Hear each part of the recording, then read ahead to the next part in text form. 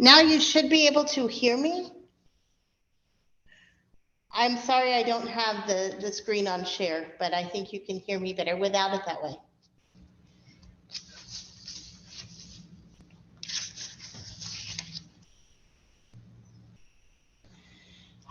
Our gospel lesson comes from Matthew chapter 5, verses 13 through 20. You are the salt of the earth, but if salt has lost its taste, how can its saltiness be restored? It is no longer good for anything, but is thrown out and trampled underfoot. You are the light of the world. A city built on a hill cannot be hidden. No one, after lighting a lamp, puts it under the bushel basket, but on the lampstand, and it gives light to all the house. In the same way, let your light shine before others, so that they may see your good works and give glory to give glory to your Father in heaven. Do not think that I have come to abolish the law or the prophets. I have not come to abolish, but to fulfill. For truly I tell you, until heaven and earth pass away, not one letter, not one stroke of a letter will pass from the law until it is accomplished. Therefore, whoever breaks one of the least of these commandments and teaches others to do the same will be called least in the kingdom of heaven. And whoever does them and teaches them will be called great in the kingdom of heaven. For I tell you, unless your righteousness exceeds that of the scribes and Pharisees, you will never enter the kingdom of heaven. This is the word of God for the people of God. Thanks be to God.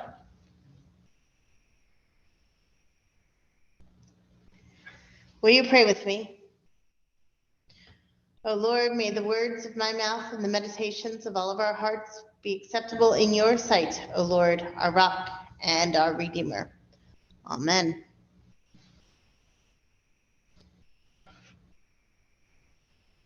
You are the salt of the earth.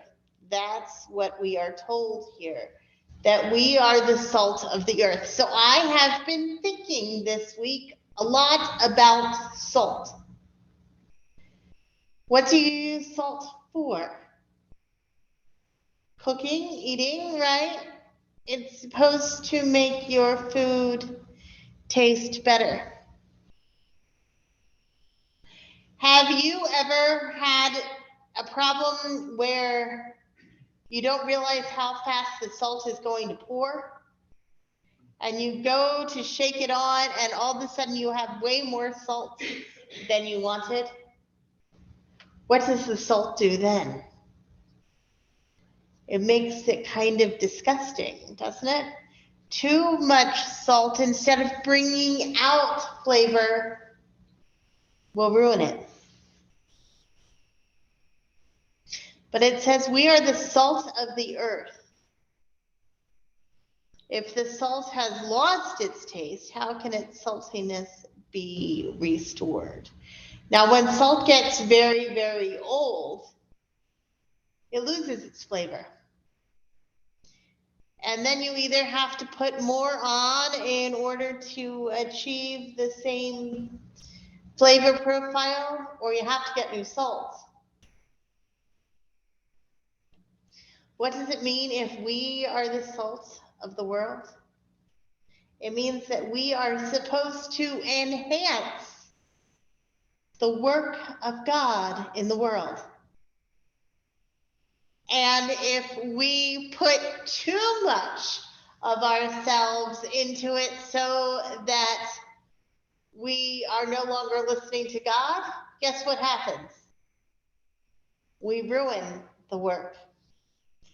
And if we let ourselves go too long without using the God-given gifts that we are given, guess what happens? We lose our saltiness. It says it is no longer good for anything, but is thrown out and trampled underfoot. You are the light of the world. Now let's think about what light does. Light illumines things so that we can see, right? what would happen besides to Zoom if the electricity would go out right now? It would get dark, wouldn't it? It would be hard to see, and it would be very frustrating because you would want to be able to see. What happens when it gets dark at your house? You start to turn on the lights, don't you? In fact, some of us now have a couple of smart lights at home in which we only have to say something like, Alexa, turn on the light. And the light goes on. Now, our smart light doesn't work very well. It frustrates Timmy. But we have one lamp that is supposed to turn on by voice command. And the reason why we have one lamp that is supposed to turn on by voice command is that it also turns on via app. And I can drive up to the house, turn on the lamp, and then go into the door.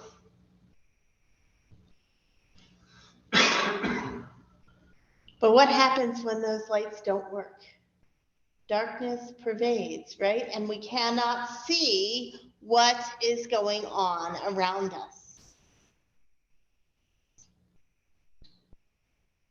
Do you know anybody who's ever tried to do something, quote, under the covers of darkness? That usually means it's not so good, right? They're trying to hide what they are doing. But what happens if there's too much light? It blinds you. You can't see. If you were to walk in front of the projector right now and turn toward it, you would not be able to see because the bulb on the projector is very, very bright. And when there is too much light, you cannot see. When there's not enough light, you cannot see. So if we are going to be the light of the world, once again, we need to use ourselves to illumine the work of God. And if we put too much of ourselves into it, we cannot see, and no one can see. And if we allow our lights to go out or we cover them, then we're not helping anyone find anything. It says, no one after lighting a lamp puts it under a bushel basket, but on the lampstand, and it gives light to all the house. In the same way, let your light shine before others so that they can see your good works and give glory to your Father in heaven. Jesus continues, I haven't come to abolish the law, but to fulfill it. In fact, I tell you that until heaven and earth pass away, not one letter or stroke of a letter will pass from the law until all is accomplished. It says, therefore, whoever breaks one of the least of these commandments and teaches others to do the same will be called the least in the kingdom of heaven. So that means that we use our salt and we use our light to follow the commands of Christ. And when we stop following the commands of Christ and teach others that it's okay to stop following the commands of Christ, guess what happens? It says we're the least in the kingdom of heaven. But if we teach them and follow them, we'll be great in the kingdom of heaven.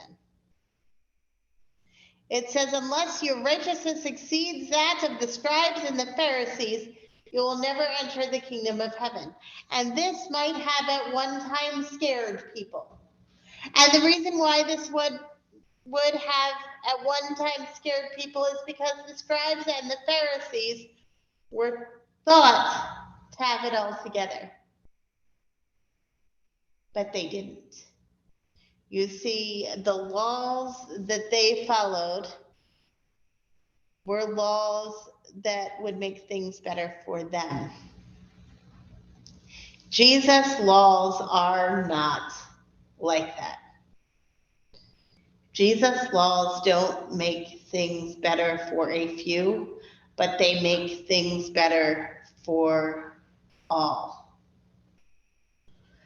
And Jesus' point is that when we start going through life thinking only of ourselves, we mess things up. It's time to think of others. And when we think of others and we work so that others may have things too, then we understand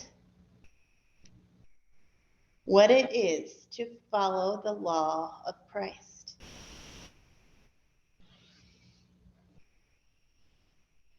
How many of you have at one time or another in your life thought of a law as something that might hold you back? But most of the time, we can see the reason for it, right?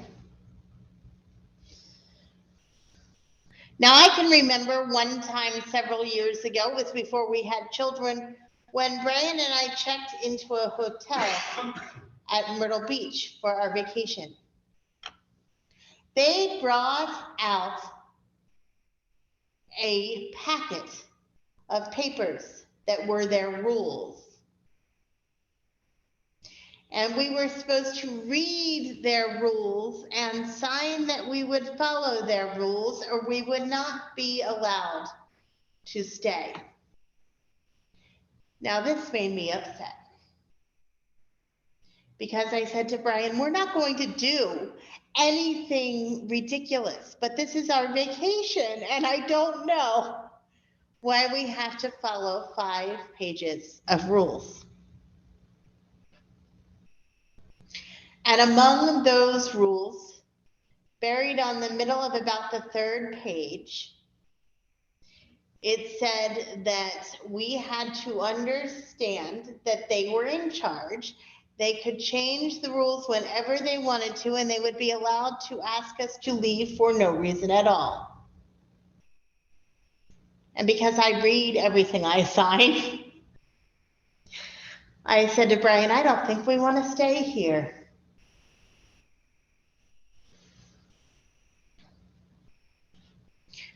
And I think at that point we left. I'm trying to remember. I don't really remember that part, but I do remember the rules part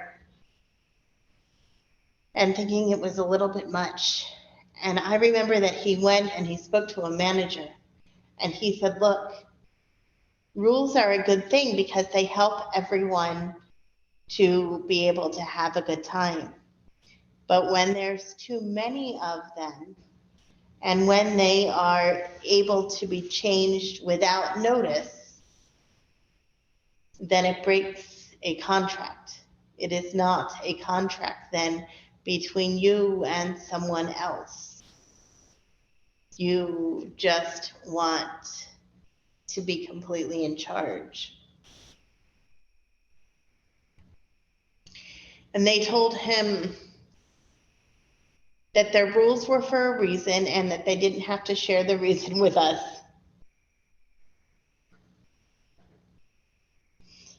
And so if I remember correctly, we left them a bad review. And I believe we did leave. Now, most places you check into welcome you instead. And you might find in your room a booklet that introduces you to the area, tells you what amenities are available, and if there are rules, they might share them there. But that but it's not usually that you have to sign that you will follow 5 pages of rules. So what does it mean to be a Christian? What does it mean to be like salt? What does it mean to be like light? What does it mean to follow God's commands? Following God's commands is that we think of others. And not just some others, all others. Being light and being salt means that we are willing to let God lead the way.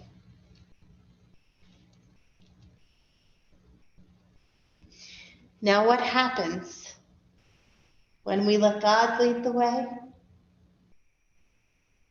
We don't run into problems with rules not being fair, because God will always make sure they're fair.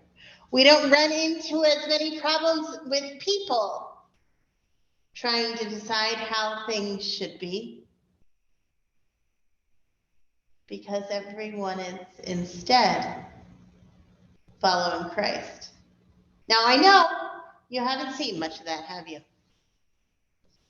Very often in every arena of the world, people lead the way, right? And sometimes rules are in place for our own safety and our own well-being.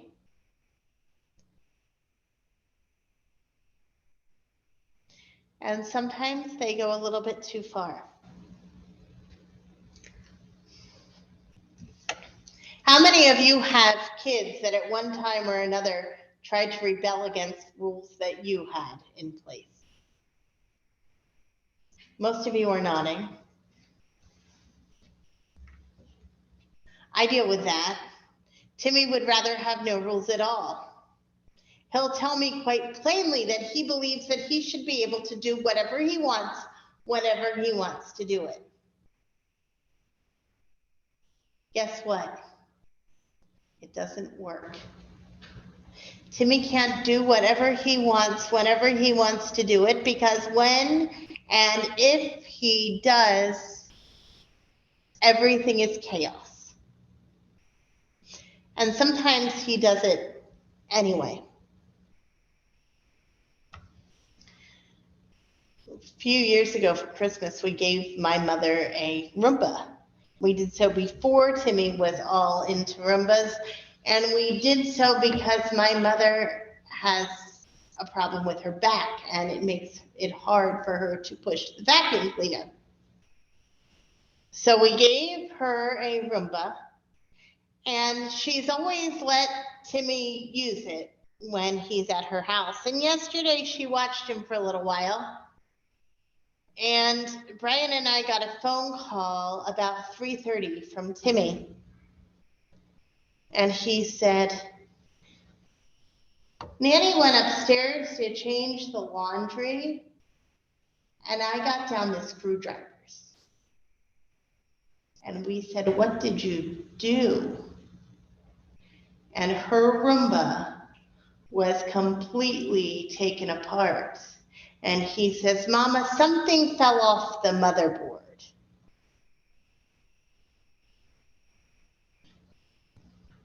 And I said, you knew you weren't supposed to do that. And he said, I wanted to see if I could put it back together, but I don't think I can. So I said to my mom, okay, save all the pieces and I will try to put it together when I get there. And when I got there, she had an entire box full of some of the pieces, and then the Roomba with the motherboard sitting there open. And I looked at it, and I looked at Timmy, who said, let me teach you about Roombas. And I looked at my mother and I said, I'm going to have to come back and try to do this at a time when Timmy is not here. I don't know that I can fix this Roomba. But Timmy thought that he should be able to do whatever he wanted, whenever he wanted. And as a result, he will have to spend the next several days without any Roombas at all.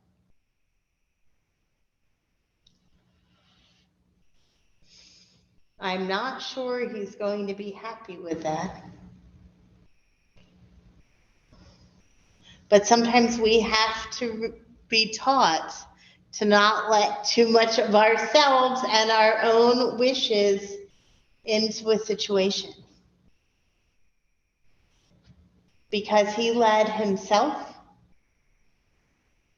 and he may very well have ruined something of my mother's. Sometimes we think we can do more than we can, don't we? And that's why we have this fine line to walk, where we have just the right amount of salt and just the right amount of light to lead others to Jesus. And that, my friends, is where we want to be. Because when we let ourselves out of the picture,